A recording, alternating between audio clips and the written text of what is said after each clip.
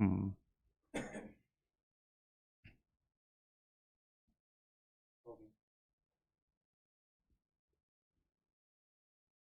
Hello friends, कैसा सब लोग। तो फ्रेंड्स, आज की वीडियो के अंदर मैं आपको कराऊंगा एक ऐसा महत्वपूर्ण टॉपिक जो आपके सीटेट के एग्जाम में जरूर पूछा जाता है। एक नंबर का कंफर्म आता है, एक से दो नंबर का भी आपके एग्जाम में देखा जाता है। ना सिर्फ आपके सीटेट के एग्जाम में आता है, बल्कि आपका कोई भी टीचिंग का एग्जाम हो या कोई भी आपका टेट का एग्जाम हो, वहां पर भी आपको देखने को मिलता है। जो आज की वीडियो के अंदर मैं आपको कराने वाला हूं टॉपिक, उस टॉपिक का नाम है आपका जीन पियाजे।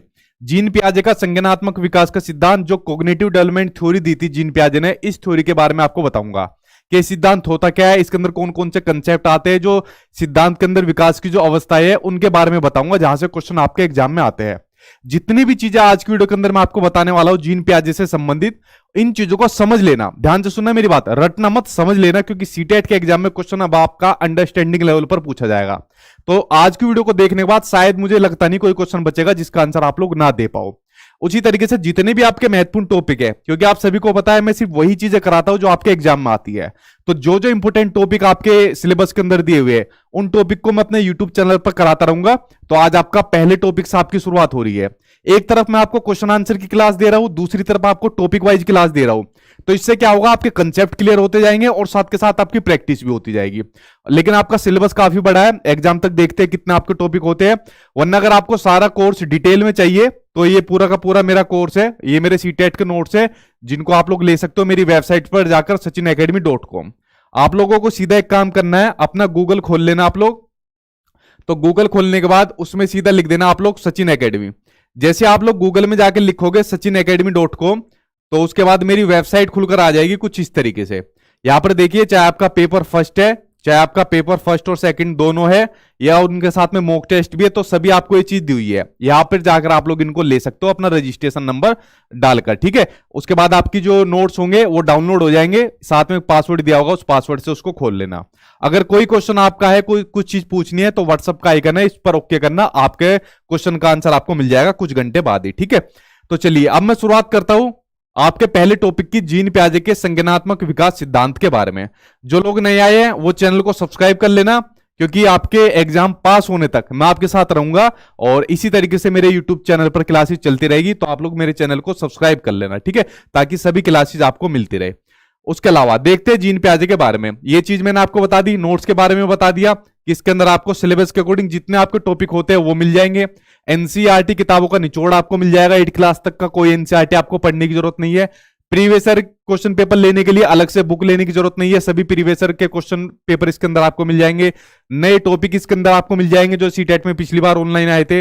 मोस्टली नोट्स आपके बाइलिंगुअल है और आसान भाषा में, फोटो और ट्रिक के साथ है, ठीक है। जैसे जिनकी मैथ्स कमजोर है तो उनके लिए बड़े फायदेमंद है। चलिए देखते हैं अब जीन पियाजे के संज्ञानात्मक विकास सिद्धांत के बारे में, और चीजों को समझते जाना और उसके बाद प्रैक्टिस करना क्वेश्चन आंसर की, फिर देखना आप कितने इजीली तरीके से आंसर निकाल पाओगे। देखिए सबसे पहले बात करते हैं, जीन पियाजे ने दिया था संज्ञानात्मक विकास का सिद्धांत, यानी कि कॉग्निटिव डेवलपमेंट थ्योरी। अब आपके एग्जाम में सीटेट में ऐसा क्वेश्चन नहीं आता कि जीन पियाजे ने कौन सा सिद्धांत दिया है, कॉग्निटिव डेवलपमेंट थ्योरी के प्रतिपादक कौन थे, ऐसे क्वेश्चन आप आना हो गए बंद। अब क्वेश्चन इसमें आपको डिटेल में पूछा जाता है, अंडरस्टैंडिंग लेवल पर पूछे जाते हैं। वो कैसे पूछे जाते हैं अब मैं आपको बताता हूं, ठीक है। ये आप लोग देख सकते हो फोटो के माध्यम से, ये आपके जीन पियाजे है। अब देखिए सबसे पहली चीज है, जो जीन पियाजे थे वो स्विट्जरलैंड के मनोवैज्ञानिक है। जितनी भी चीजें मैंने डाली हुई है सब वो चीजें है जो आपके एग्जाम में पूछी जाती है, वरना कराने को मैं दुनिया भर की चीजें करा सकता हूं, लेकिन उनका कुछ फायदा नहीं है, ठीक है। तो जीन पियाजे जो है आपके कहा के मनोवैज्ञानिक है, स्विट्जरलैंड के मनोवैज्ञानिक है, खासकर टेट के एग्जाम में क्वेश्चन बहुत पूछा जाता है। उसके अलावा आपको यह जानना जरूरी है आगे बढ़ने से पहले, जो आपका संज्ञानात्मक विकास है आखिरकार होता क्या है, संज्ञानात्मक होता क्या है, कॉग्निटिव होता क्या है। देखिए संज्ञानात्मक का मतलब होता है, संज्ञान का मतलब होता है किसी चीज के बारे में जानना। किसी चीज के बारे में जानने को ही कॉग्निशन यानी कि संज्ञान कहते हैं। जैसा आप लोगों ने मान लीजिए सीटेट पढ़ने के लिए यूट्यूब पर आए, तो आपको अपने किसी दोस्त यार ने बताया होगा मेरे बारे में कि सचिन सर की जाकर वीडियो देखिए, या उसके अलावा आप लोग यूट्यूब पर सर्च कर रहे होंगे तो मैं साइड में मेरी वीडियो मिल गई होगी तो आपको मैं मिल गया। तो जब किसी चीज के बारे में जाना जाता है वही होता है संज्ञान होता है, और जैसे जैसे जानना शुरू कर देता है आदमी उसका कोग्निटिव डेवलपमेंट होता रहता है। जैसा आप लोग मेरी वीडियो को अभी आप लोग अपने ज्यादातर अपने मोबाइल फोन में देख रहे हो, क्या आपको मोबाइल फोन एकदम चलाना आ गया? नहीं चलाना है। आपने मोबाइल फोन खरीदा, धीरे धीरे उसको चलाना शुरू करा और धीरे धीरे जो इसकी नॉलेज थी उसको आप लोग एक्वायर करते गए, ग्रहण करते गए। तो उसी तरीके से आपका क्या होता रहा? संज्ञानात्मक विकास होता रहा धीरे धीरे करके। ठीक है, तो यही होता है आपका संज्ञानात्मक विकास, किसी चीज के बारे में जानना। ठीक, उसके अलावा आगे देखते हैं। जीन पियाजे का मानना है कि जैसे जैसे बच्चों में जैविक परिपक्वता यानी बायोलॉजिकल मैच्योरेशन आती है वैसे वैसे वे वस्तुओं के बारे में अपने दिमाग में कंसेप्ट बना लेते हैं। कहने का मतलब है जैसे जैसे बच्चे मैच्योर होते रहते हैं, जैसे जैसे उनकी उम्र बढ़ती रहती है, वैसे वैसे बच्चे अपने माइंड के अंदर चीजों के बारे में कंसेप्ट बनाना शुरू कर देते हैं। सही कह रहे हैं जीन पियाजे। जब आप लोग, मैं भी जब छोटे से थे, जैसे जैसे बड़े होते गए तभी हमें चीज पता चलती गई कि भाई हमारा परिवार है, ये हमारा स्कूल है, आगे हमारी कॉलेज है, आगे हमको जॉब इस तरीके से लेनी है। ठीक है, तो कहीं ना कहीं इनका फोकस ये था कि पहले बच्चे का विकास होता रहता है, उसके बाद वो उसकी अधिगम होती है या लर्निंग होती है। ठीक है, उसके अलावा दूसरी चीज उन्होंने बताई हुई है, आगे देखते हैं। इसको एक एग्जांपल के माध्यम से मैं आपको समझाता हूं। देखिए, आपने WWE के रेसलर के बारे में सुना, अंडरटेकर के बारे में? जब हम छोटे से थे तो हमारे माइंड के अंदर ये कंसेप्ट था कि अंडरटेकर कई बार रिंग के अंदर मर गया। क्या मरा हुआ आदमी जिंदा हो सकता है? बिल्कुल जिंदा नहीं हो सकता। लेकिन छोटे जब हम थे, छोटे बचपन में थे, तो हमें ये वाली कंसेप्ट नहीं पता था। ठीक है, हम तो रेसलिंग देखते थे या बचपन में सुनते थे दारा सिंह ने अपने एक हाथ से एरोप्लेन को रोक लिया, ऐसी आपस में बात चलती थी, क्योंकि हमारे अंदर जो उस टाइम पर मैच्योरेशन नहीं आई थी और उस टाइम पर एज कम थी। लेकिन जैसे जैसे हम मैच्योर होते गए, हमारी एज बढ़ती गई, उसी तरीके से हमारे माइंड के अंदर क्या होते गए, ये कंसेप्ट हम बनाते चले गए कि भाई मरा हुआ आदमी दोबारा नहीं आ सकता, या एक आदमी अपने हाथ से एरोप्लेन को नहीं रोक सकता। तो यही बात जीन पियाजे ने अपने सिद्धांत के अंदर कही है। ठीक है, ये चीज समझ में आ गई। ये क्या कहना चाहते हैं कि जैसे जैसे बच्चे की एज बढ़ती जाती है, उसका विकास होता रहता है, वैसे वैसे बच्चा अधिगम यानी लर्निंग करता रहता है। उसके अलावा जीन पियाजे ने कहा है कि जो बच्चे होते हैं वो सक्रिय ज्ञान के निर्माता होते हैं। बच्चों को इन्होंने एक्टिव रूप से ज्ञान का निर्माता माना है, और साथ में कहा है कि बच्चे जो है नन्हे वैज्ञानिक होते हैं और जो संसार के बारे में अपने सिद्धांतों की रचना करते रहते हैं। मतलब छोटा बच्चा वैज्ञानिक की तरह चीजें खोजता है और अपने सिद्धांत खुद बनाता रहता है जैसे जैसे बड़ा होता है। हमने भी अब ऐसी बनाए थे। ठीक है, तो ये बड़ी महत्वपूर्ण इनकी टर्म है, कई बार आपके सीटेट के एग्जाम में एज ए डेफिनेशन के रूप में पूछी गई है। ठीक, यहां तक समझ में आया? आगे देखते हैं। आगे जीन पियाजे जी का मानना है कि जीन पियाजे कहते हैं कि जो बच्चों की थिंकिंग है, यानी जो बच्चों का चिंतन है, सोचने का तरीका है, वो अडल्ट से यानी जो वयस्क होते हैं, वो बड़े होते हैं, उनसे प्रकार में तो अलग है लेकिन क्वांटिटी में अलग नहीं है। देखिए, आप लोग मुझे एक बात सिंपल सी बताइए, जैसा आप लोग हो या मैं हूं, हमारा सोचने का तरीका अलग है, लेकिन छोटे बच्चे होते हैं उनका सोचने का तरीका अलग है। लेकिन दिमाग तो भगवान ने सभी को एक जैसा दिया है क्वांटिटी में। तो हमारा जो दिमाग है या बच्चे का जो दिमाग है क्वांटिटी में सेम है, लेकिन जो चिंतन है सोचने का, चाहे आप लोग हुए, मैं हुए या जो बच्चे हुए, तो चिंतन अलग अलग है। तो बच्चों का जो चिंतन है वो प्रकार में अलग होता है बड़ों से, ना कि क्वांटिटी में होता है। क्वांटिटी में सभी के पास इतना ही दिमाग रहता है। ठीक है, तो ये वाले कथन किसका है? जीन पियाजे का स्टेटमेंट है। कई बार जीन पियाजे से संबंधित डेफिनेशन या स्टेटमेंट पूछा जाता है, वो ये दो बड़े महत्वपूर्ण है जो मैंने आपको बता दिए। ठीक, यहां तक क्लियर हुआ? अब पढ़ते हैं जीन पियाजे के कुछ महत्वपूर्ण कंसेप्ट के बारे में। यहां से कोई ना कोई क्वेश्चन आपके एग्जाम में जरूर पूछा जाता है जीन पियाजे के कंसेप्ट के बारे में। देखिए, जीन पियाजे का सबसे पहला कंसेप्ट है अनुकूलन, जिसको कहा जाता है एडेप्टेशन। एडेप्टेशन का मतलब होता है जब वातावरण के अनुसार खुद को डाला जाता है तो होता है आपका एडेप्टेशन होता है। वो कैसे? जैसा आपको पता है कि भाई अगर आपको गवर्नमेंट जॉब लेनी है, अगर आपको गवर्नमेंट टीचर बनना है, तो उसके लिए सबसे पहले आपको टीचिंग ट्रेनिंग कोर्स करना पड़ेगा, डीएलएड करना पड़ेगा, बीएड करना पड़ेगा, उसके बाद फिर आपको अपना सीटेट पास करना पड़ेगा। इस तरीके से आपका प्रोसेस चलेगा आपको गवर्नमेंट जॉब लेने के लिए। तो आप लोग क्या कर रहे हो? वातावरण के अनुसार खुद को डाल रहे हो कि अगर गवर्नमेंट जॉब लेनी है तो पहले मुझे इस तरीके से ये चीजें करनी पड़ेगी। ठीक है, तो यही होता है आपका एडेप्टेशन यानी कि अनुकूलन। अब इस एडेप्टेशन के दो प्रोसेस होते हैं, दो बड़े महत्वपूर्ण प्रोसेस होते हैं और बहुत बार एग्जाम में आते हैं। एक होता है आपका एसिमिलेशन और एक होता है आपका एकोमोडेशन, जिसको हिंदी में कहते हैं आत्मसातकरण, हिंदी में कहते हैं इसको समायोजन। जितने महत्वपूर्ण टर्म है कोशिश करना इनको इंग्लिश में याद करना, हिंदी में इनके अलग अलग नाम दिए होते हैं तो बच्चा बहुत कंफ्यूज होता है। ठीक है, तो इनके इंग्लिश में नाम याद करना। देखिए, जो एडेप्टेशन के दो आपके प्रक्रिया होती है, प्रोसेस होते हैं। पहला होता है एसिमिलेशन। एसिमिलेशन का मतलब होता है जब पूर्व ज्ञान को यानी जो प्रीवियस नॉलेज होती है उसको नए ज्ञान के साथ जोड़ा जाता है। अब देखिए ऐसा तो है नहीं जीन प्याजे आप पहली बार पढ़ रहे हो, आपने अपने टीचिंग ट्रेनिंग कोर्स में जीन प्याजे से के बारे में पढ़ा होगा, या फिर मेरे पढ़ाने से पहले भी आप लोगों ने जीन प्याजे के बारे में पढ़ा होगा। तो कुछ ना कुछ प्रीवियस नॉलेज यानी पूर्व ज्ञान आपके पास जरूर था, और उस पूर्व ज्ञान को आपने नए ज्ञान के साथ जोड़ दिया। ठीक है, जो भी जीन प्याजे से संबंधित कोई नई चीज आ रही है आपने उसके साथ उसको जोड़ दिया। तो यही होता है आपका एसिमिलेशन यानी कि आत्मसातकरण होता है। इसको एक एग्जांपल से और समझना, जैसा छोटा बच्चा होता है, मान लीजिए छोटे बच्चे ने एक डॉगी देखा, ब्लैक कलर का कुत्ता देखा, उसने देखा कि कोई जानवर है जिसकी 4 टांगे है, इसकी एक पूंछ है, एक मूंछ है और भौंभो कर रहा है। तो बच्चे के पास नॉलेज हो गई कि ये जानवर जो है कुत्ता होता है। बच्चा जैसे ही थोड़ी दूर आगे चला, उसने एक और कुत्ता देखा, इसकी भी 4 टांगे थी, पूंछ थी, मूछे थी और ये भी वो कर रहा था, लेकिन ये सफेद रंग का था। तो इसने क्या काम करा, पूर्व ज्ञान के अंदर जो जो नॉलेज थी कुत्ते के बारे में उसको नए ज्ञान के साथ जोड़ दिया कि भाई जरूरी नहीं है कुत्ता काला ही हो, कुत्ता सफेद भी हो सकता है, भूरा भी हो सकता है।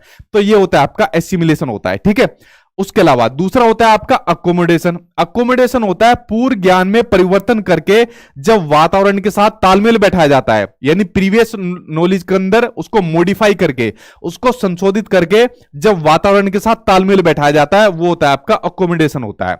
वो कैसे होता है देखिए, अब बच्चों को एसिमिलेशन में ये तो पता चल गया कि कुत्ता जो होता है उसकी 4 टांगे होती है, पूंछ होती है, मूंछ होती है और वो भौंभो करता है, और वो काला सफेद गोरा कैसे भी हो सकता है। लेकिन कुछ दिनों के बाद बच्चे ने बिल्ली देख ली। अब बिल्ली यानी कैट को देखने के बाद बच्चे ने कहा यार फिर एक जानवर आ गया, इसकी भी 4 टांगे, इसकी भी एक पूंछ है, मूंछ है, लेकिन ये म्याऊ म्याऊ कर रही है। तो इसने क्या बैठाया, इसने अपनी पूर्व ज्ञान में परिवर्तन करा, उसको मॉडिफाई करा, उसको संशोधित करा कि भाई जरूरी नहीं है 4 टांगे वाला पूंछ वाला कुत्ता ही होगा, वो बिल्ली भी हो सकती है, वो आपका चीता भी हो सकता है, कुछ भी हो सकता है। ठीक है, तो ये होता है आपका एकोमोडेशन होता है। तो 2 प्रोसेस को आप लोग समझ गए, एसिमिलेशन और अकोमोडेशन को, ये दोनों आपके एडेप्टेशन के आपके प्रोसेस होते हैं। ठीक है, चलिए देखते हैं अब आगे बात करते हैं इक्विलिब्रेशन की। इक्विलिब्रेशन जो होता है इसको सिंपल सा ये समझना, जो आपके दोनों प्रोसेस होते हैं ना, एसिमिलेशन और आपका एकोमोडेशन, इनके बीच में संतुलन बनाने का काम करता है, यानी कि बैलेंस बनाने का काम करता है आपका इक्विलिब्रेशन। ये दोनों प्रोसेस जब चलते हैं तो उनके बीच में जो बैलेंस बनाता है वो होता है आपका इक्विलिब्रेशन होता है। ठीक है, इसको अलग अलग नाम से कहते हैं, संतुलन कहते हैं, साम्य धारण कहते हैं। अब इसी के अंदर एक बड़ी महत्वपूर्ण टर्म आती है आपका स्कीमा। अब देखिए स्कीमा क्या होता है, स्कीमा होता है कि जब मानव के दिमाग में जो चीजें पहले से स्टोर होती है और वह उनका यूज करके किसी विषय के प्रति एक कंसेप्ट बना लेता है, तो इसको स्कीमा कहते हैं। भाई आप लोग देखिए, जब आप लोगों को आपके दोस्त यार ने बताया होगा या यूट्यूब पर किसी ने बताया होगा कि सचिन सर की वीडियो देखिए, तो आपके दिमाग में पहले से चीजें स्टोर थी कि भाई यूट्यूब पर कोई सचिन सर है, वो पढ़ाते हैं और टीचिंग एग्जाम की तैयारी करते हैं, तो आपके दिमाग में पहले से चीज स्टोर थी। लेकिन इन्हीं इंफॉर्मेशन का यूज करके आपने किसी विषय के प्रति यानी मेरे प्रति एक कंसेप्ट बना लिया कि यार ये हमारे सचिन सर है, ऐसे दिखते हैं, ठीक है, अच्छी खासी इनकी बॉडी भी दिख रही है, हैंडसम जैसे दिखते हैं और पढ़ाते बहुत बढ़िया है। ठीक है, ये तो मैं जनरली कह रहा हूं, ठीक, वैसे करके तो आपने मेरे बारे में बहुत सारे कंसेप्ट बना लिए। ठीक है, किस तरीके से पढ़ाते हैं, ऐसे एग्जाम्पल देते हैं, अपने नोट्स देते हैं, फलाना फलाना। तो देखिए जो चीज नॉलेज आपके पास पहले से पता थी आप लोगों को मेरे बारे में, उसी का यूज करके आपने मेरे प्रति एक कंसेप्ट बना लिया, तो यही होता है स्कीमा होता है। ऐसा कंसेप्ट आप लोग बहुत चीजों के बारे में बनाते हो, अपने दोस्त यार के बारे में, स्कूल के बारे में, कैरियर के बारे में, तो ये सब चीज आपके माइंड के अंदर स्कीमा रहता है, मेरे अंदर भी है, दुनिया के हर किसी व्यक्ति के अंदर क्या होती है, स्कीमा होता है। ठीक है, अब देखिए इसमें एक वर्ड और आ रहा है कि जो स्कीमा की जो प्रवृत्ति होती है और जो प्रतिक्रिया होती है वो बाय बर्थ होती है, यानी जन्मजात होती है। बिल्कुल सही बात है, जब हम छोटे होते हैं तो जब से लेकर हमारे माइंड के अंदर पता नहीं कितने स्कीमा बन गए, पता नहीं कितने कंसेप्ट हम लोगों ने बना लिए। तो ये जो प्रक्रिया होती है ये जन्मजात होती है, बाय बर्थ होती है मानव शिशु के अंदर, छोटे बच्चे के अंदर। ठीक है, उसके अलावा अगला कंसेप्ट देखते हैं। अगला कंसेप्ट आपका ऑर्गेनाइजेशन यानी कि संगठन। संगठन क्या होता है, देखिए अब आपको पता चल गया स्कीमा क्या होता है। इन्हीं स्कीमा को ऑर्गेनाइज करना, संगठित तरीके से करना, यही आपका क्या होता है, ऑर्गेनाइजेशन होता है। जैसा आपको पता चल गया कि भाई टीचिंग एग्जाम की तैयारी कराने के लिए या सीटेट वगैरह की तैयारी कराने के लिए हम तो सचिन सर की वीडियो देखते हैं, लेकिन कोई बच्चा एसएससी की भी तैयारी कर रहा है तो एसएससी के लिए किसी दूसरे टीचर को देखेगा, कोई बच्चा बैंक की तैयारी भी कर रहा है तो बैंक की तैयारी के लिए वो किसी और टीचर को फॉलो करेगा। तो आपने क्या काम करा, आपके माइंड के अंदर जो जो स्कीम आते हैं टीचर के प्रति, आपने उनको क्या काम कर दिया, ऑर्गेनाइज कर दिया कि यार सीटेट के लिए हम सचिन सर की वीडियो देखेंगे, इनसे पढ़ेंगे, एसएससी के लिए इन टीचर से पढ़ेंगे, बैंक के लिए इन टीचर से पढ़ेंगे। तो बेसिकली आपने क्या काम करा, स्कीमा को पुनर्व्यवस्थित आप लोगों ने कर दिया, इनको ऑर्गेनाइज कर दिया। ठीक है, जैसे मॉल के अंदर जाते हैं, कपड़े जीन्स अलग रहती है, पैंट अलग रहती है, टी शर्ट अलग रहती है, साबुन वगैरह अलग होती है, तो क्या होता है अलग अलग जो पुनर्व्यवस्थित करना होता है स्कीमा को। ठीक, इसको समझ गए, आगे देखते हैं।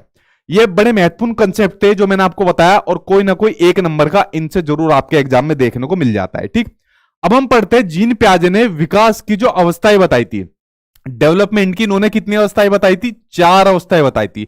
अब इन 4 अवस्थाओं में से जरूर आपके एग्जाम में क्वेश्चन आता है, एक एक करके ध्यान से सुनना और समझते जाना, उसके बाद प्रैक्टिस करके देख लेना आप लोग, चाहे आप लोग सभी क्वेश्चन का आंसर निकाल दोगे। ठीक है, अब देखिए जीन पियाजे ने जो संज्ञानात्मक विकास की अवस्था बताई, कितनी बताई, 4 बताई थी। देखिए वो कैसे होते हैं, ये तो आपको पता चल गया जीन पियाजे का क्या मानना था कि जैसे जैसे बच्चा बड़ा होता जाता है, जैसे जैसे उसकी उम्र बढ़ती जाती है, मैच्योर होता जाता है, वैसे वैसे बच्चे का विकास भी होता रहता है। ठीक है, अब देखिए इसके अंदर इन्होंने जो अपनी पहली स्टेज बताई थी, वो बताई थी आपकी सेंसरी मोटर स्टेज। कौन सी बताई थी, सेंसरी मोटर स्टेज, संवेदी पेशीय अवस्था, इंद्रिय गामक अवस्था भी कहते हैं, इंद्रिय जीत अवस्था भी कहते हैं, पता नहीं दुनिया भर के नाम है, लेकिन इंग्लिश में नाम आप इसका याद करना, सेंसरी मोटर स्टेज। इस अवस्था के अंदर जो बच्चा होता है वो होता है जन्म से लेके 2 साल तक का जो बच्चा होता है वो आपका सेंसरी मोटर स्टेज के अंदर होता है। और इसमें जो बच्चा चीजें सीखता है वो अपने सेंसरी ऑर्गन के थ्रू सीखता है, यानी अपनी ज्ञानेंद्रियों के माध्यम से सीखता है। 2 साल तक का बच्चा, ज्ञानेंद्रिय कौन कौन सी होती है, आंख होती है, कान होती है, नाक होती है, हमारी स्किन होती है और जीभ होती है। 5 सेंसरी ऑर्गन होते हैं हमारे, जिसके माध्यम से बच्चा चीजों को सीखता है। ठीक है, 2 साल तक का बच्चा, और कोई तरीका नहीं होता उसके पास, हम लोगों ने भी ऐसी सीखी थी। उसके अलावा इसी अवस्था के अंदर एक बड़ा महत्वपूर्ण कंसेप्ट आपका पूछा जाता है और बहुत बार पेपर में आता है, ऑब्जेक्ट परमानेंस, यानी वस्तु स्थायित्व है। और क्वेश्चन ये पूछा जाता है ऑब्जेक्ट परमानेंस का कंसेप्ट किस अवस्था के अंदर बच्चा ढूंढ लेता है। ठीक है, तो आपकी जो सेंसरी मोटर स्टेज है उसके अंदर आपका वस्तु स्थायित्व का गुण बच्चे के अंदर आ जाता है। वस्तु स्थायित्व का गुण मतलब जब बच्चा अपने दिमाग में वस्तुओं की छाप बनाना शुरू कर देता है, जिससे वह छिपी हुई वस्तुओं को भी ढूंढ लेता है, तो ये होता है ऑब्जेक्ट परमानेंस। इसमें क्या होता है, बच्चा अपने सेंसरी ऑर्गन का यूज करता है, जो 5 सेंसरी ऑर्गन है। आप लोग एक तरीका अपना के देख लेना, कोई मोबाइल फोन ले लेना और बच्चा मान लीजिए उससे खेल रहा है या बच्चों को पता है, उसको छिपा देना तकिए के पीछे, बच्चा उसको ढूंढ लेगा। ठीक है, अपने सेंसरी ऑर्गन के थ्रू। अगर आप लोगों के पास कोई चाबी है, घर की चाबी है, बाइक की, गाड़ी की चाबी है, उसको आपने आज कहीं पर रख दिया, बच्चे के सामने रख दिया, कल आप लोग भूल सकते हो, बच्चा उसको नहीं भूल सकता, बच्चा बता देगा इशारे से कि यहां पर चाबी है। ठीक है, तो बच्चा जितनी भी चीजें सीखता है अपने सेंसरी ऑर्गन के माध्यम से सीखता है, और जो वस्तु स्थायित्व का गुण होता है, ऑब्जेक्ट परमानेंस का गुण है, वो बच्चे का अंदर इस स्टेज के अंदर आ जाता है। ठीक है, ये बड़ा महत्वपूर्ण कंसेप्ट है जो आपका इस स्टेज के अंदर होता है। उसके अलावा दूसरी स्टेज हो जाती है आपकी प्री ऑपरेशनल स्टेज, जिसको कहा जाता है पूर्व संक्रियात्मक अवस्था। अब बच्चा हो गया 2 साल से लेकर 7 साल तक का बच्चा हो गया, जो बच्चे की उम्र है वो 2 साल से लेकर 7 साल तक की है। देखिए जैसे कि इस स्टेज का नाम है कि पूर्व संक्रियात्मक अवस्था, यानी कि क्रिया करने से पहले की जो अवस्था होती है वो होती है आपकी प्री ऑपरेशनल स्टेज। इस स्टेज के अंदर बच्चा क्या होता है, जो भी चीज उसके सामने आएगी वो उसको देख भी लेगा, समझ भी लेगा, लेकिन कोई रिस्पॉन्स या क्रिया नहीं कर पाएगा। इसलिए इसको कहा जाता है पूर्व संक्रियात्मक अवस्था, यानी कि क्रिया करने से जो पहले की अवस्था होती है। अब देखिए इसके अंदर बड़े महत्वपूर्ण कंसेप्ट आपके आते हैं, उनको समझना जरूरी है। ये पहला आ गया आपका सिंबल से जुड़ा हुआ। जो पिछली बार सीटेट का ऑनलाइन एग्जाम हुआ है उसमें कई बार क्वेश्चन आपके सिंबल से पूछा गया था, वरना इससे पहले जितनी बार भी सीटेट हुआ है मेरे ख्याल से 1-2 बार ही आया है, वरना पिछली बार ऑनलाइन में हद कर दी थी कि जो सिंबल्स प्रतीकों का विकास है किस अवस्था के अंदर हो जाता है। देखिए इसमें क्या होता है प्री ऑपरेशनल स्टेज के अंदर, इसमें बच्चा जो प्रतीक होते हैं, जो सिंबल्स होते हैं, इनका यूज करने में निपुण हो जाता है। कैसे, अब मान लीजिए 2 साल से लेकर 7 साल तक का बच्चा है, अपने घर के अंदर भी आप 2 साल से लेकर 7 साल तक के बच्चों को कहो एरोप्लेन, तो सीधा उसका माइंड के अंदर एरोप्लेन की फोटो छप जाएगी। आप उसके सामने क्या साइकिल, तो साइकिल की फोटो छप जाएगी। आपने देखा होगा एक सीटेट के अंदर क्वेश्चन आया था, मुझे ध्यान आ गया कि एक लड़की होती है, पता नहीं क्या नाम था उस लड़के का, ध्यान नहीं आ रहा, तो जो चिप्स आपने देखे ना चिप्स, इन चिप्स को वो कौन थे, तितली, इन चिप्स को तितली समझ रही थी कि ये तितली की तरह उड़ रहे, अपने दूसरे बच्चों को बता रही थी। तो वो उसके अंदर किस सिंबल्स का यूज हो रहा है, या वो किस स्टेज के अंदर यहाँ पर बच्चा अपना जो प्रदर्शन है उसको प्रदर्शित कर रहा है, ठीक है। तो वो आपका इसी स्टेज के अंदर कर रहा है, पूर्ण संक्रियात्मक अवस्था की, क्योंकि यहां पर बच्चों को सिंबल्स का यूज करना आ गया। अब यहां से उसने एक लेज का पैकेट उठाया और अपने दोस्तों को, अपनी बहन को कहा कि देखो तितली। अब उसको पता है कि तितली दिखने में ऐसी होती है, जैसे जब हम छोटे से थे या बच्चा छोटा सा होता है तो एक बड़ा सा लकड़ी का डंडा लिया या झाड़ू ली और अपने पैर के नीचे लगाई और उसके बाद चल मेरे घोड़े तुक तुक तुक, इस तरीके से करना शुरू कर दिया। अब बच्चे को पता है जो लकड़ी का डंडा हमने लिया है, झाड़ू ली है, ये इसको हमने घोड़ा समझ लिया, यानी बच्चे के माइंड में घोड़े का सिंबल्स पता था, घोड़े के प्रतीक के बारे में पता था, घोड़ा कैसा होता है, और फिर उसको चलाना हमने शुरू कर दिया, ठीक है। तो जो सिंबल्स की जो नॉलेज होती है वो बच्चों को प्री ऑपरेशनल स्टेज के अंदर आ जाती है, यानी अपने माइंड के अंदर बच्चा सिंबल्स का यूज करना सीख जाता है। बड़ा महत्वपूर्ण क्वेश्चन है, आपके पिछली बार सीटेट में ऑनलाइन में लगभग कई शिफ्ट में पूछा गया था, ठीक। उसके अलावा इसी स्टेज में क्या होता है, बच्चा लक्ष्य निर्देशित व्यवहार, इसको करो गोल्ड की जगह गोल, ये मिसप्रिंट हो गया, गोल डायरेक्टेड बिहेवियर की क्षमता बच्चे के अंदर आ जाती है। अब देखिए 2 साल से लेकर 7 साल तक का बच्चा है। अब मान लीजिए बच्चे के सामने क्या है, बच्चे के सामने गोल है कि बच्चों को खाना चाहिए, तो खाना खाने के लिए कैसा करेगा वो अपना व्यवहार, मम्मी मुझे भूख लग रही है खाना दे दो। लेकिन 2 साल तक का बच्चा नहीं कर सकता, वो तो रोना शुरू कर देगा, घर वालों को आके खिलाना पड़ेगा। या ये वाला बच्चा क्या काम करेगा, 2 साल से लेकर 7 साल तक का, फ्रिज के अंदर गया, अपना वहां से खाना लिया और खाना शुरू कर दिया। तो ये क्या होता है, जो उसका गोल है, मान लीजिए उसका गोल है खाना खाना, तो अपने गोल के प्रति व्यवहार करना शुरू कर देता है आपका प्री ऑपरेशनल स्टेज के अंदर, जबकि सेंसरी मोटर स्टेज के अंदर आपका नहीं करता। आपको बच्चों को खुद ही खाना खिलाना पड़ेगा 2 साल तक के बच्चों को, ठीक है। उसके अलावा अगला कंसेप्ट है आपका एनिमिज, जिसको जीववाद बोलते हैं, एनिमिस्टिक व्यू, कई बार आपके सीटेट में पूछा गया था, जो आपका ऑनलाइन पेपर हुआ था। जीववाद का गुण भी बच्चे के अंदर नहीं आता प्री ऑपरेशनल स्टेज के अंदर। जीववाद का मतलब होता है जब बच्चा सजीव और निर्जीव चीजों में अंतर नहीं कर पाता, लिविंग और नॉन लिविंग थिंग्स में बच्चा डिफरेंस नहीं कर पाता। अब जैसे छोटा बच्चा है, छोटा बच्चा चलते चलते मान लीजिए गिर गया जमीन पर, या फिर गेट में आगे, गेट में उसका पैर लग गया और बच्चे ने रोना शुरू कर दिया, तो तभी उसके घर वाले आते हैं, उसकी मम्मी आती है, अरे मेरे बच्चों को पीट दिया, अरे धरती ने मारा है, लो मैं धरती की पिटाई कर देती हूँ, या गेट ने आपको मारा है, मैं गेट की पिटाई कर देती हूँ। तो बच्चा चुप हो जाता है, या बच्चा कहता है कि मम्मी और मारो इसे, ठीक है। अब बच्चों को क्या पता कि ये जो धरती हो गई है, जो गेट हो गया, ये निर्जीव चीजें है, नॉन लिविंग थिंग्स है। तो यहां पर बच्चा डिफरेंस पैदा नहीं कर पा रहा है, सजीव और निर्जीव चीजों में बच्चा अंतर पैदा नहीं कर पाता। तो यही होता है आपका एनिमिज्म, यानी आपका जीववाद का कंसेप्ट होता है। प्री ऑपरेशनल स्टेज के अंदर जितने भी महत्वपूर्ण कंसेप्ट है उसमें बच्चों का अभाव आपको देखने को मिलता है, ठीक है। उसके अलावा अगला पॉइंट देखते हैं। अगला पॉइंट है आपका ईगो सेंट्रिज्म, अहम केंद्रित। बहुत बार पूछा जाता है अहम केंद्रित का संबंध किससे, आपका जीन पियाजे से है, ठीक है। ईगो सेंट्रिज्म नाम से पता चल रहा है, ईगो, इस स्टेज के अंदर बच्चे के अंदर बहुत ईगो मिलती है। इसमें बच्चा यह सोचना शुरू कर देता है कि जो वह कर रहा है, जो वह सोच रहा है, वह सब ठीक है और पूरी दुनिया बेवकूफ है, पूरी दुनिया पागल है। अगर मुझे वेनिला आइसक्रीम पसंद है तो सबको वेनिला आइसक्रीम खानी पड़ेगी, पूरी दुनिया को वेनिला आइसक्रीम खानी पड़ेगी। अगर मुझे कैडबरी की चॉकलेट पसंद है तो सब यही चॉकलेट खाओ। तो इसमें बच्चा बड़ा ईगो सेंट्रिज्म होता है, अहम केंद्रितवादित होता है, मतलब जो उसे पसंद आ रहा है सिर्फ वही चीज होनी चाहिए। आपने देखा होगा जब छोटा बच्चा था, या जब जैसा आप लोग भी छोटे थे, तो जैसे मम्मी या पापा की गोदी में बैठ गए, ठीक है, गोदी में चले गए, अगर हमारा कोई छोटा बहन भाई भी गोदी में आता है तो उसको मानना शुरू कर देता है छोटा बच्चा कि नहीं नीचे जा, मैं अकेला बैठूंगा, ठीक है, इस गोदी पर सिर्फ मेरा हक है। अगर मान लीजिए जबरदस्ती गोदी में बैठा भी लिया तो जबरदस्ती रोता हुआ उसको नीचे पहुंचा देगा। तो यही जो अहम केंद्रितवादिता मिलती है वो इसी स्टेज के अंदर बच्चे के अंदर मिलती है। बड़ा ईगो सेंट्रिज्म होता है बच्चा, ठीक है, सिर्फ अपनी अपनी चाहता है और दुनिया जाए भाड़ में, उसको कोई मतलब नहीं होता, ठीक है। चलिए आगे देखते हैं। अगला कंसेप्ट है आपका इरिवर्सिबिलिटी का, अपलटावी का।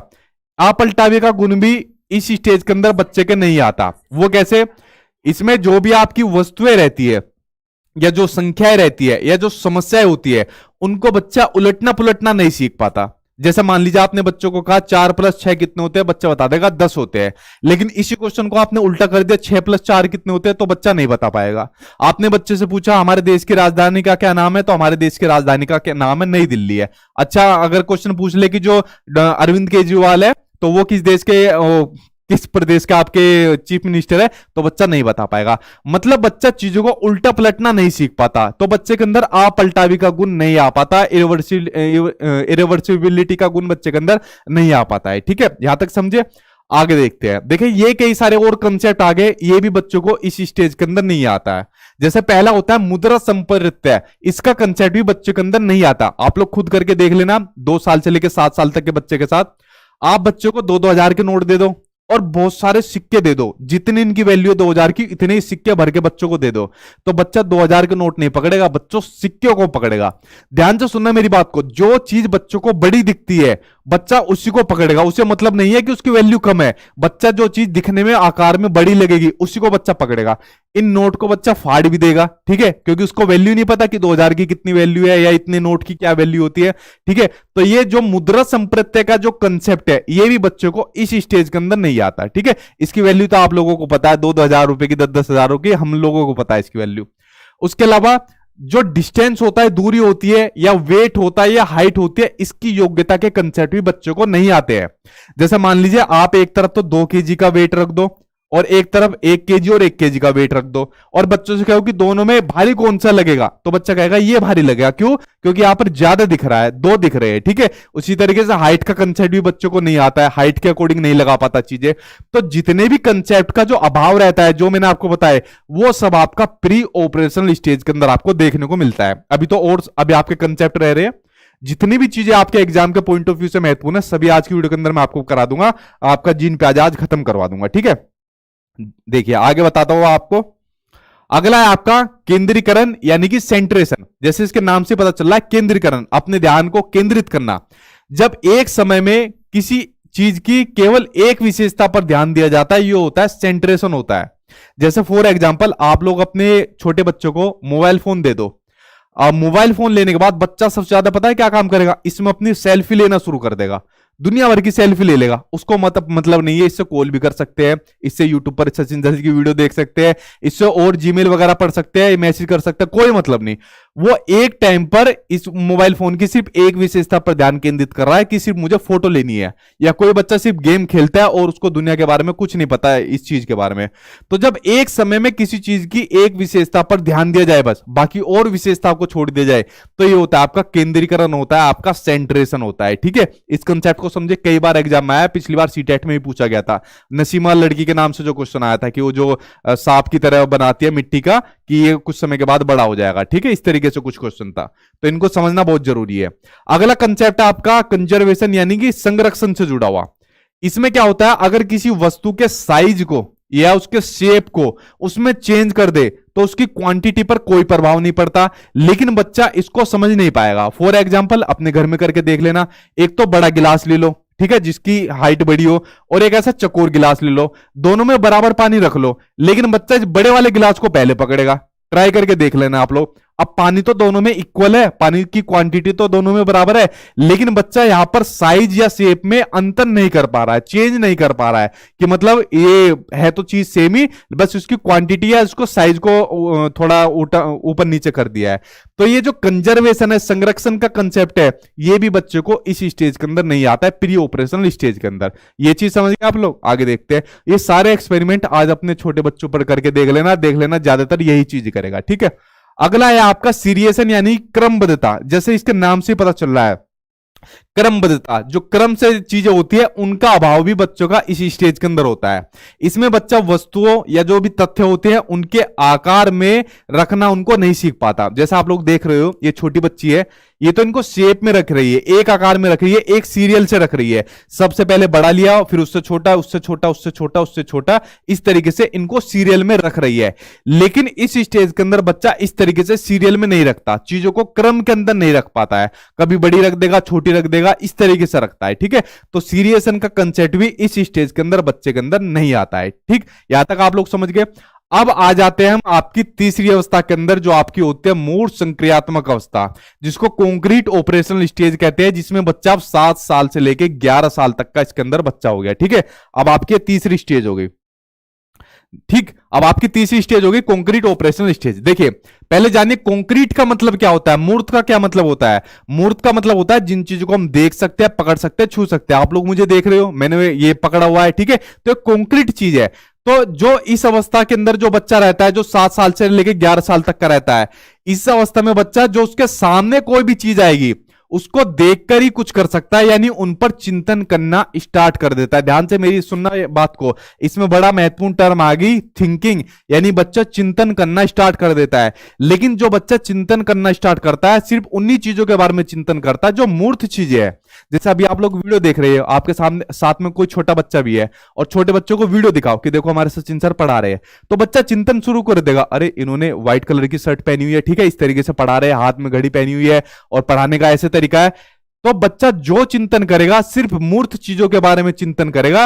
तो ध्यान से सुनना, एग्जाम में बहुत बार ये क्वेश्चन बच्चे इसके अंदर फंसते हैं कि बच्चा सिर्फ चिंतन शुरू कर रहा है लेकिन उसके चिंतन के अंदर मैच्योरिटी यानी परिपक्वता नहीं आई है, वो नेक्स्ट स्टेज के अंदर आती है। इसमें सिर्फ मूर्त चीजें देखकर चिंतन करता है। सबसे पहली चीज तो ये हो गई।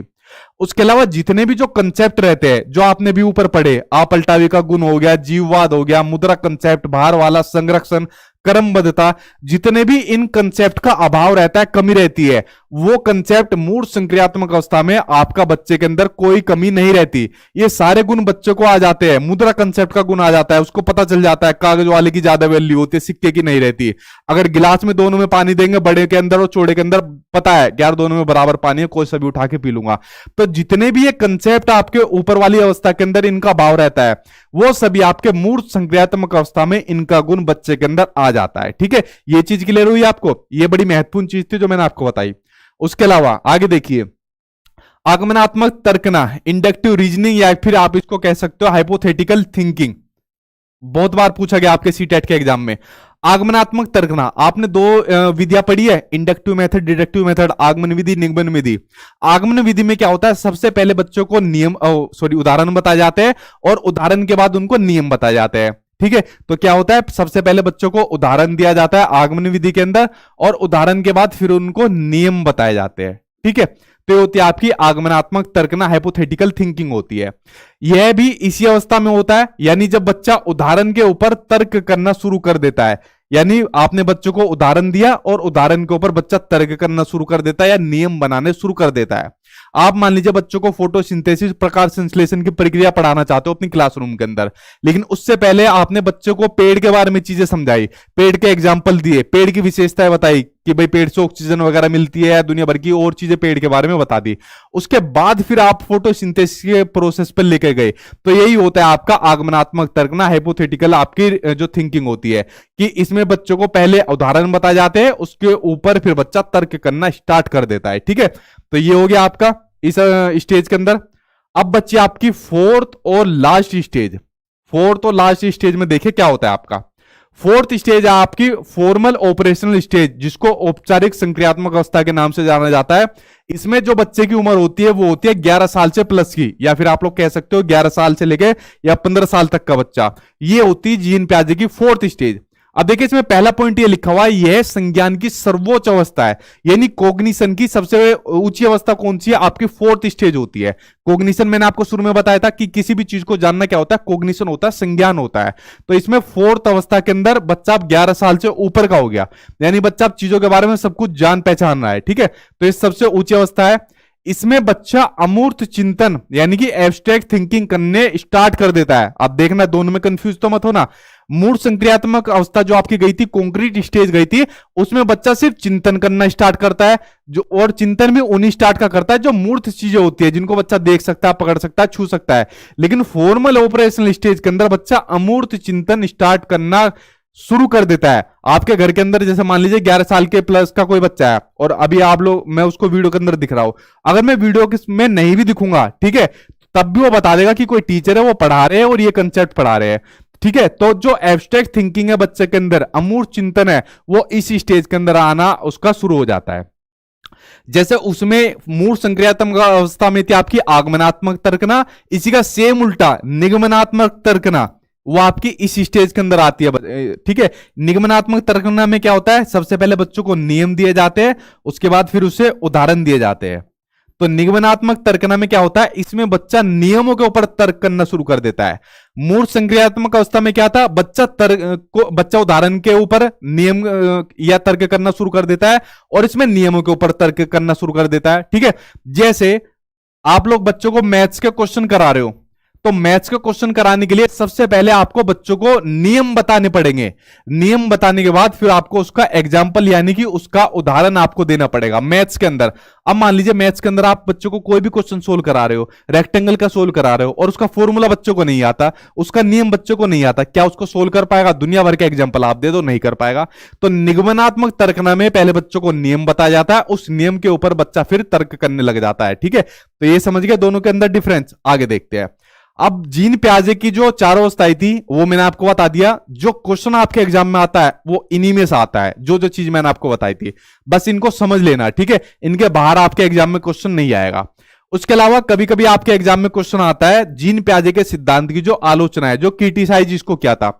अब काफी आलोचना इसके अंदर देखने को मिली थी, इसका मैंने एक्सपेरिमेंट भी नहीं बताया था आपको, क्योंकि एग्जाम में नहीं आता आपको। मैं सिर्फ आपको एग्जाम में वो चीज बता रहा हूं, अभी क्लास में वो बता रहा हूं जो आपके एग्जाम में आती है, वरना फिर मैं आपको जीन प्याजे का एक्सपेरिमेंट बताता कि कंजर्वेशन के अंदर कैसे कैसे उन्होंने अपने बच्चों के ऊपर एक्सपेरिमेंट करा था, तो क्या उससे रिजल्ट निकले थे, फिर किन किन मनोवैज्ञानिक ने इनके सिद्धांत की आलोचना करी थी, वो सब हो जाता है बहुत डिटेल का काम। बट सीटेट में इतना पढ़ने की जरूरत नहीं है, जितना मैंने आपको बता दिया इससे बाहर नहीं आएगी आपकी चीजें। जैसे इस सिद्धांत की आलोचना आपके एग्जाम में पूछी गई थी, वो आपको बताता हूं जो सीटेट में आती है। पहली आलोचना तो ये हुई थी कि प्याजे ने मानसिक विकास के जो चरण बताए थे, जो चारों स्टेज बताई थी मानसिक विकास के, sensory motor, pre operational, concrete और फॉर्मल ऑपरेशनल स्टेज, ये जो चारों चरण बताए हैं इनको अपरिवर्तनशील बताया है। इन्होंने कहा ये चार चरणों के अंदर कुछ भी चेंज नहीं हो सकता। क्या आप इस बात से सहमत है? मैं बिल्कुल सहमत नहीं हूं। उनके अंदर चेंज हो सकता है, ठीक है, लेकिन अगर बच्चों को अच्छा वातावरण दिया जाए, अच्छा एनवायरमेंट दिया जाए, तो वह अपनी अवस्था की क्षमता से अधिक सीख सकता है। बिल्कुल सही बात है। जीन प्याजे ने तो कह दिया भाई मेरी स्टेज के अंदर जो जो मैंने चीज बता रखी है, जो जो मैंने अवस्थाएं बता रखी है, वो पत्थर की लकीर हो गई। ठीक है, वो अपरिवर्तनशील है, उसके अंदर चेंज नहीं हो सकता। लेकिन अगर बच्चों को अच्छी गाइडेंस दी जाए, अच्छा वातावरण दिया जाए, तो जो कंसेप्ट की कमी, मान लीजिए जीववाद का कंसेप्ट बच्चों को नहीं आता प्री ऑपरेशनल स्टेज के अंदर, ठीक है, तो या कोई भी मान लीजिए संरक्षण का नहीं आता, क्रमबद्धता का कंसेप्ट नहीं आता, किसी भी स्टेज के अंदर नहीं आता बच्चों को।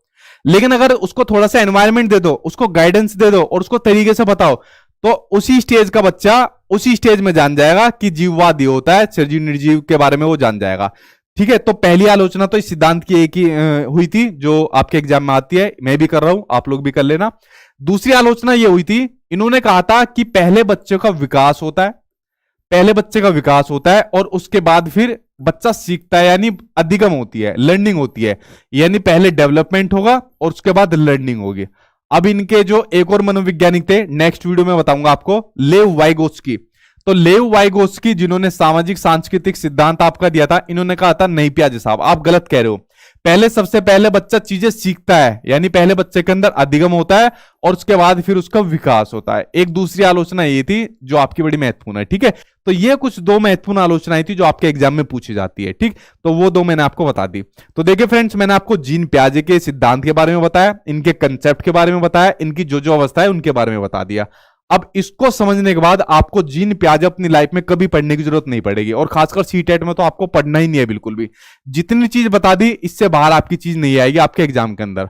अब बस जितना हो सके आप लोग प्रैक्टिस करिए, जो मैंने आपको अपने नोट्स दे रखे हैं उसके अंदर आप लोग प्रैक्टिस करिए, क्योंकि उसके अंदर प्रीवियस ईयर के क्वेश्चन डाले हुए हैं। खासकर जो ऑनलाइन पेपर में जो पूछे गए थे ना, उनको ज्यादा प्रैक्टिस करना, क्योंकि उन क्वेश्चन का लेवल बहुत अच्छा है पूछने का, अंडरस्टैंडिंग लेवल पर पूछे गए थे वो। ठीक है, तो नोट्स के अंदर जितने क्वेश्चन दे रखे हैं अब उनको प्रैक्टिस करिए। तो आज ये आपका जो टॉपिक नंबर 1 था, जीन प्याजे की जो थ्योरी थी, वो मैंने कंप्लीट करा दी। इसी तरीके से और भी टॉपिक आपको मैं अपने YouTube चैनल पर कराता रहूंगा। साथ के साथ क्वेश्चन आंसर की भी क्लास चल रही है, और आपको मैंने बुक से बचाव करने के लिए बेस्ट नोट्स आपको बना के दे दिए। इतनी चीजें कर लेना। अगर फिर भी आपका एक बहुत अच्छा स्कोर ना मिले तो आप लोग मुझे बता देना। ठीक है, पास को तो भूल जाओ, पास तो कोई बच्चा नहीं फेल होगा बिल्कुल भी, इतना मैं आपको भरोसा दिलाता हूं अगर आपने चीजों का इंप्लीमेंट करा। अब आपने जीन प्याजे का सिद्धांत पढ़ा, इसकी थोड़ी सी प्रैक्टिस करिए, और प्रैक्टिस करने के बाद फिर इसके आप लोग दूसरे टॉपिक को पढ़िए। ठीक है, तो इस तरीके से आपके कंसेप्ट सारे क्लियर होते चले जाएंगे। चलिए फ्रेंड्स, आज की वीडियो में इतना ही था। कुछ क्वेश्चन हो आपका पूछ लेना, नेक्स्ट क्लास जल्दी आपको देखने को मिलेगी। अगर वीडियो पसंद आई हो तो इसको लाइक कर देना, शेयर कर देना दोस्त यारों के पास, और चैनल को सब्सक्राइब कर लेना जो लोग नए जुड़े हो, क्योंकि आपके एग्जाम तक आपकी क्लास में लेकर चलूंगा।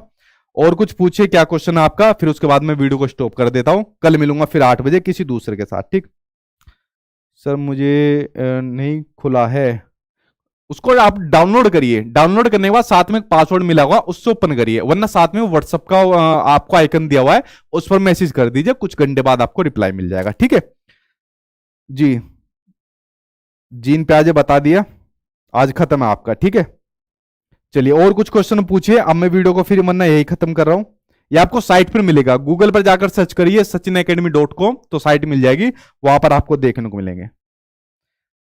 ठीक है, you are the best bet. ठीक है, सुपर टेट की कराएंगे बाद में, क्योंकि अभी उसका कुछ नहीं पता, एक बार सी टेट निकलवा दे बच्चे का, उसके बाद सुपर टेट कराएंगे बड़े पेपर की। ठीक है, तो चलिए फ्रेंड्स, आज की वीडियो में यही खत्म करता हूं। आई होप आपको टॉपिक पसंद आया होगा, इसी तरीके से आपके और टॉपिक मैं आपको दूंगा। तो सी टेट के लिए आप बेफिक्र रहिए, जो जो चीज आपको पढ़ाई जा रही है उसको बस फॉलो करिए, आपका एग्जाम जरूर निकलेगा। Thank you.